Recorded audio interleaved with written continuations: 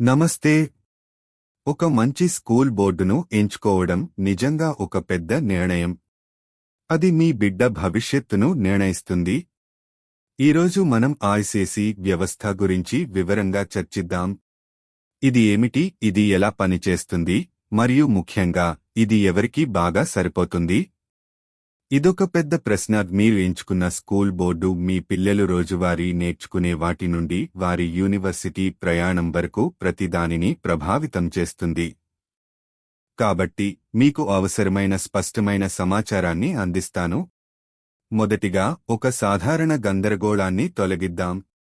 మీరు తరచుగా ICSE board అని వింటారు, కానీ ఐసిఎస్ఈ అనేది పరీక్ష పేరు. ఈ వ్యవస్థను నడిపే సంస్థ పేరు సిస్.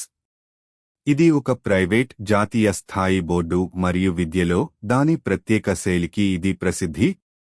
సిస్ ప్రయాణం రెండు ప్రధాన మైలురాళ్లతో గుర్తించబడింది. మొదటిది ఐసిఎస్ఈ పరీక్ష. ఇది 10వ తరగతి చివరిలో జరుగుతుంది. తరువాత 12వ తరగతికి ఐఎస్సి పరీక్ష ఉంటుంది. ఇది చివరి స్కూల్ లీవింగ్ సర్టిఫికేట్.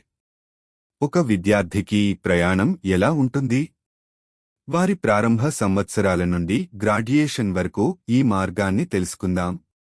ఈ మార్గం చాలా లాజికల్గా ఉంటుంది. ప్రైమరీ స్థాయిలో ఇది బలమైన పునాదిని నిర్మిస్తుంది. తరువాత 6 నుండి 10 తరగతుల వరకు సెకండరీ సంవత్సరాలలో విషయాలు మరింత లోతుగా ఉంటాయి. ఇది ఐసిఎస్ఈ పరీక్షకు దారితీస్తుంది.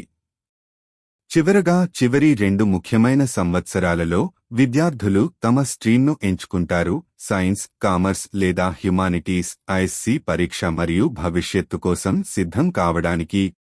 సరే, మనం నిర్మాణం చూసాం, కానీ ఐసిఎస్ఈ అనుభవాన్ని నిజంగా ఏమి నిర్వచిస్తుంది? ఇది మిగతా బోర్డుల నుండి ఎందుకు భిన్నంగా ఉంటుందో చూద్దాం. కొన్ని విషయాలు నిజంగా గుర్తుకు వస్తాయి. మొదట, దాని ఇంగ్లీష్ సిలబస్ చాలా కఠినంగా ఉంటుంది. ఇది క్లాసిక్ సాహిత్యంలోకి లోతుగా వెళ్తుంది. ఇది కమ్యూనికేషన్ నైపుణ్యాలకు గొప్ప అడ్వాంటేజ్.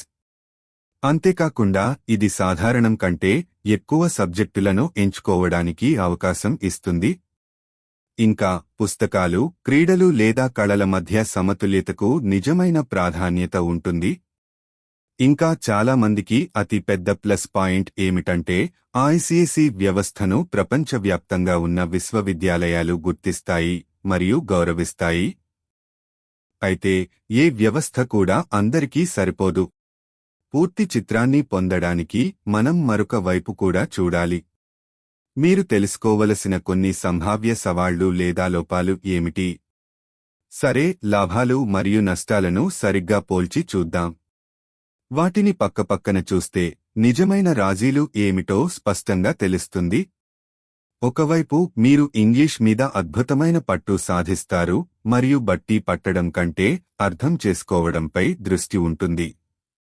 అంతర్జాతీయంగా చదువుకోవాలని ఆలోచించేవారికి ఇది చాలా ఉపయోగపడుతుంది.